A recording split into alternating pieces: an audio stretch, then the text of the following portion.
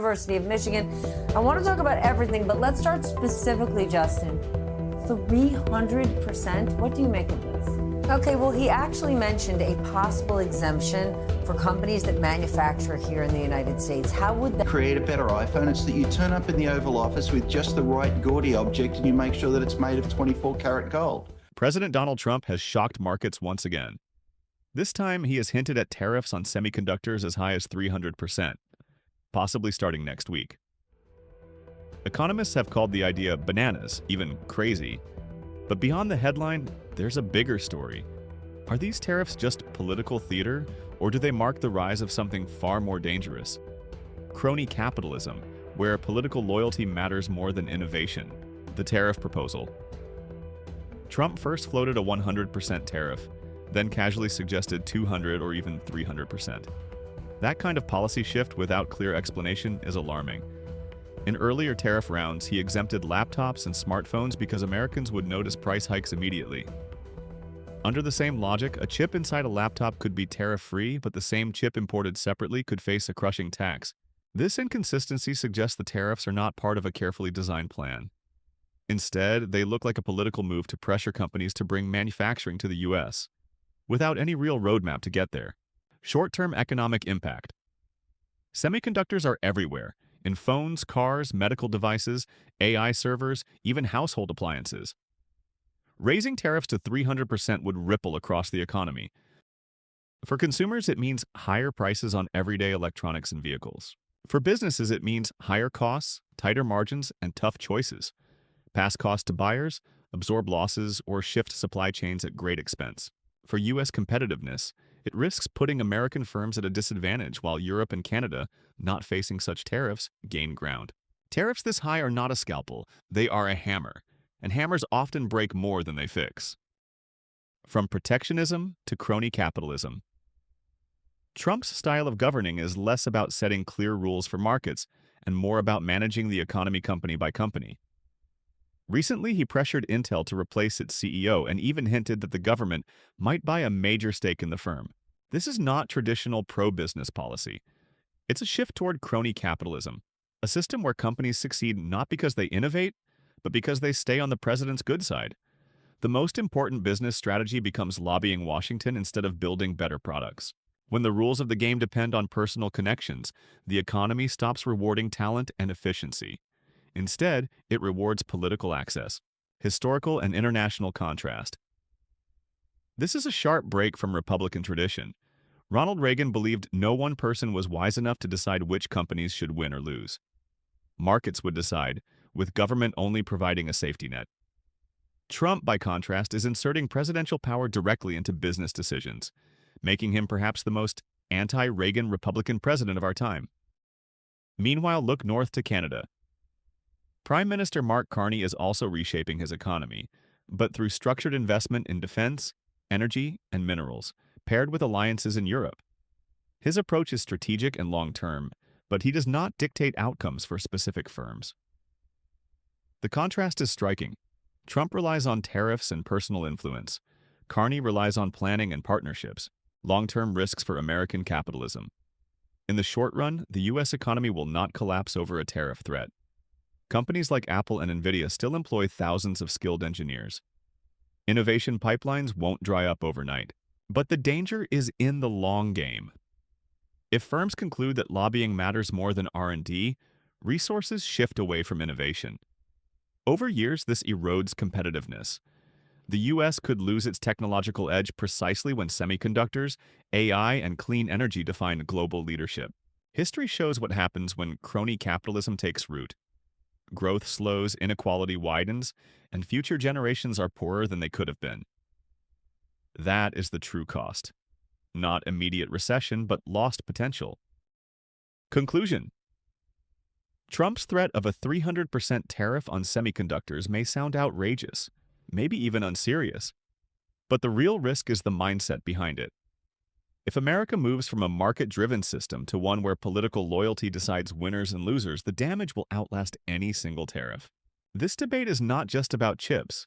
It's about the very future of American capitalism. Will the U.S. remain a country where innovation drives prosperity? Or will it drift into an era where connections replace creativity? That is the deeper question behind Trump's bananas tariff threat. Honestly, the crazy thing is we're living it now. I mean, just today, Donald Trump went for, I guess, a ride-along to tour the military occupation That's DC the part of that the he's street. deployed. They already have all your information, DC, and now they just get to decide what is and isn't over the line. That should scare everybody. You're nuts, dude. If this doesn't scare you, you're nuts. All of these things that Alex Jones, He can't run for office, but if he tries to stay, So I think what we have to get our minds around is the authoritarian playbook that we've seen in other countries wedded to a degree of power that none of those countries, not even... Donald Trump is no stranger to controversy. But in 2025, the scale and nature of his actions are raising alarm. Soldiers patrol Washington, D.C. and Los Angeles. Advanced surveillance systems track citizens. Sensitive government databases fall under political control. For decades, conspiracy theorists warned about these scenarios. Troops in the streets, FEMA camps, mass surveillance. Back then, they sounded paranoid. Today, under Trump, those warnings look less like fantasy and more like reality. This video examines how Trump is turning fear into fact, and what it means for civil liberties, technology, and the stability of American democracy. Authoritarian playbook, American style. Authoritarian leaders use a familiar formula: put security forces in public, control information, and frame dissent as dangerous. We've seen it in Hungary, Russia, and Turkey. But Trump has resources none of them possessed: the world's most powerful military and Silicon Valley's cutting-edge technology. By deploying Marines into Los Angeles and surrounding the U.S. Capitol with troops, Trump is not just showing force, he is making it routine. Once normalized, military presence in American cities risks becoming permanent. What used to be unimaginable becomes the new normal. This is the core of Trump's strategy: make extraordinary power feel ordinary, civil liberties under pressure. The contradiction is striking. For years, conservatives and libertarians warned against government overreach under Obama. They feared mass databases and federal raids. Now, with Trump in power, those fears should be louder than ever. Instead, many on the right remain silent. Why? Because the targets have changed. State power is now directed at immigrants, young black activists, and other marginalized groups. As long as enforcement hits the other, many tolerate it. But this shift is dangerous. It reduces freedom from a universal right into a conditional privilege. Speech, protest, and privacy can be protected or stripped away, depending on who you are. History reminds us this is not new.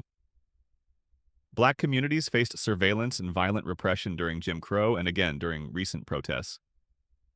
The difference today is scale. Trump's methods are backed by presidential authority and modern technology. Technology and data as tools of power. The bigger story may be technological. Data, once a resource for policy, is now a weapon of control. Reports indicate several senior IRS officials have resigned, worried that tax records, some of the most sensitive government files, are being misused. Palantir and other tech firms have expanded contracts to track citizens. Artificial intelligence now processes vast amounts of information in real time, allowing government monitoring at levels that older authoritarian regimes could only dream of. The economic implications are profound. Tech companies risk losing global trust if seen as extensions of Trump's government. Investors may doubt whether America is still a safe environment for data-driven industries. Consumers at home may abandon platforms they no longer trust with personal information. Contrast this with Canada. Under Prime Minister Mark Carney, Ottawa is building closer ties with Europe, prioritizing privacy and promoting transparent defense spending. Where Trump uses technology to consolidate personal power, Carney positions Canada as a reliable democratic partner. For businesses and allies, the contrast could not be clearer. Political and social stability at risk. None of this is popular with the broader public. Reactions in Los Angeles, where troops were deployed, showed pushback against the heavy military presence. But popularity is not Trump's concern.